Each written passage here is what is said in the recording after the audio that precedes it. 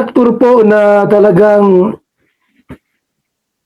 mabigat, kung bakit po hindi makabalik sa Kalingap. Kasi unang-una, pati kami po ay tinitira na. Binabalahura na kami, pinagmumura na kami. May mga reaktor ng gano'n. Si Ate Edna, pinagmumura na. Si Kalingap Rob, pinagmumura na. Ako gano'n din, minumura na tayo. May mga galing sa Kalingap, meron may mga galing sa Kalingap, kaya umalis, kinawala, ang target nila, kami na. Kami na yung pinagmumura. Si Bupil po ba ay pinagmumura ba kami? Pinagmumura ba si Ate Edna, ni Bupil, Kalingap Rob, or ako? Walang records. Sa loob ng 5 taon, walang records si Bupil on public na minumura kami. Maring sa mga group chat, may mga sabuatan. Sa group chat, may mga sabuatan. Wala group chat nyo yan Group chat nyo yan. Sa akin po, pag wala sa public, hindi nag-live, tapos pinagmumura kami, walang kasasabi. Walang problema yun, mga kaibigan. Kung in private, group chat ninyo, o kaya ako o sino man, inaway tayo, walang problema yun, walang dahilan, ba't mo siya aalisin or palayasin sa Kalingap. Walang record si Bupil po. 5 years na po siya sa Kalingap. Walang record si Bupil na pinagmumura kami. Wala. Anong dahilan bakit aalisin o tatanggalin or umalis? Wala mang dahilan po. Walang records mula pa noon na inaway tayo in public o sa live. Inaway tayo. Wala mang ganon. Yung iba po, may iringan, may awayan, may content, like kay Papa Dan. May content. Pero sa amin pong tatlo, Kalingap Rob, Ate Edna, Kuya Bal, walang record si Bupil, mga kaibigan. Walang record. Walang record. Ibig sabihin po, kung walang records ng ganon, bakit aalisin? Bakit lalayas? Ano ka, tanga? Yan ay katangahan pag aalis ka.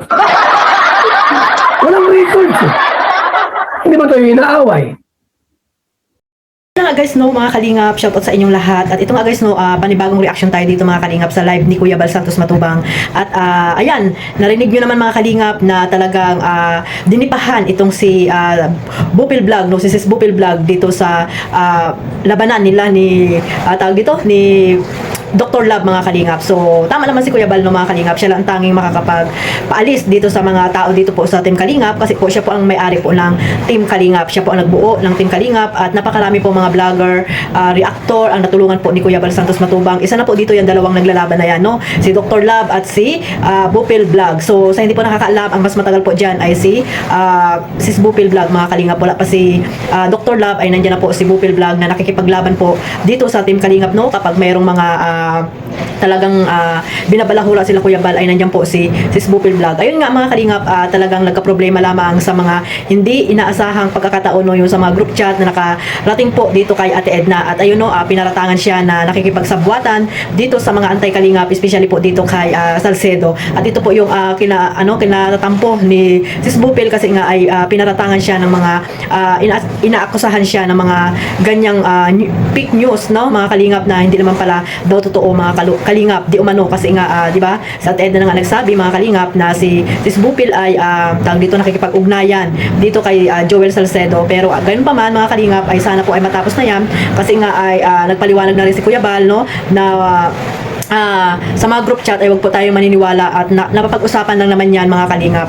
At ayun nga, nang dahil kay Kuya Bal, no, ay dinipahan itong si Sis Bupil Vlog ni Kuya Bal Santos Matubang, at yan po natin nalaman na walang ginawa itong si Sis Bupil dito sa Team Kalingap, kahit pambabalahura kila Kuya Bal, Kalingap Rab, Ate Edna ay hindi po siya gumagawa ng ganyan, kasi nga si Sis Bupil ay malaki po ang respeto niyan sa Matubang family, kasi nga syempre nandito tayo sa Team Kalingap, malaki po ang naitulong sa atin, no, ng mga reactor, lalo na po sa mga charity vlogger, no, marami po ang natulungan ni Kuya Bal, marami ang yumaman po ng dahil po kay Kuya Bal Santos Matubang. Real talk po yan mga kalingap, kahit ano pong sabihin nyo, wala kayo ngayon sa kinalalagyan nyo, no, yung mga reactor ng mga nakaupo lang dyan, mga nagko-content lang, pati mga anti-kalingap, ay kung wala po ang kalingap, ay ano po ang ano nyo, channel nyo ngayon, di ba? Wala po mga kalingap. Kaya nga, sabi nga ni Kuya Bal, pag umalis ka sa Team Kalingap at kung ano-ano lang yung re-reactionan mo, ay talagang wala ka pong views. Kaya ayan, si Sis Bupil ay pinaalalahanan din ni Kuya Bal na dito ka lang sa Kalingap, no? At alam naman natin na si Sis Bupil ay hindi naalis, kasi nga mahal na mahal niyan ang Kuya Bal Santos Matubang. Siyempre si Kalingap Rab at Ate Edna, no?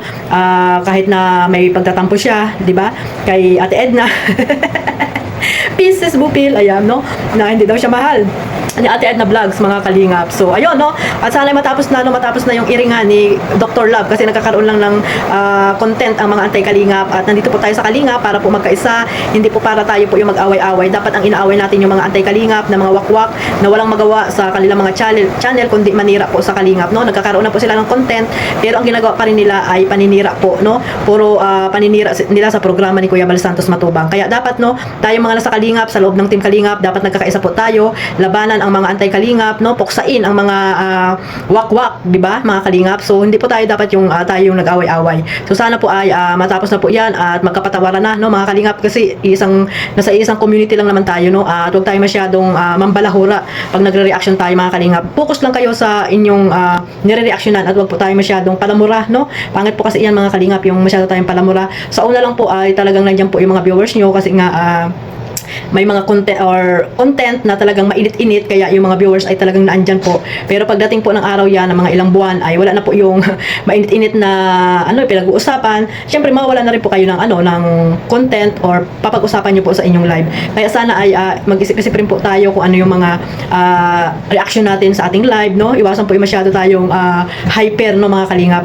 At ayun, no, mga kalingap, sinabi nga ni Kuya Bal dyan na talagang itong si Sis Bupil ay hindi siya maalis, at hindi naman talaga umalis si Sis Bupil. Doon lang siya lumundag sa group chat, pero bumalik din naman siya doon sa Team Bios, mga kalingap. At alam naman natin si Sis Bupil ay hindi naalis ng kalingap.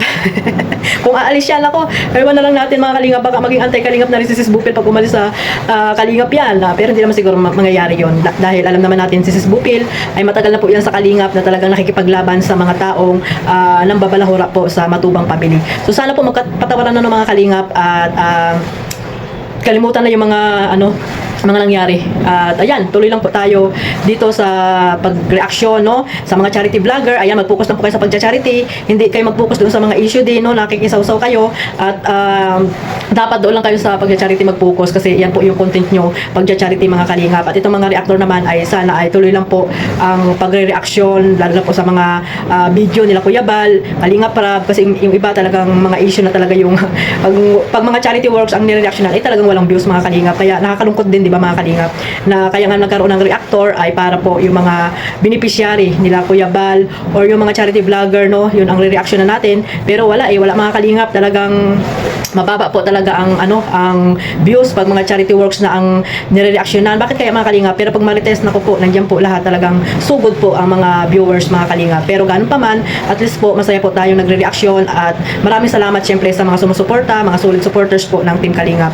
At nandiyan po kayo na laging nakasupport po sa aming mga channel, no, sa aming mga reaction video, mga kalingap. Ayan, maraming salamat po sa inyong lahat. At syempre maraming salamat din po talaga kay Kuya Bal, kay Ate Edna, kay Kalingap Rab, dahil kung wala po sila ay wala rin po kami dito ngayon na may mga content po nang dahil po sa Team Kalingap. Ayan po, suportahan po natin sila, mga kalingap, no, yung Matubang family. Ayan, suportahan po natin silang lahat.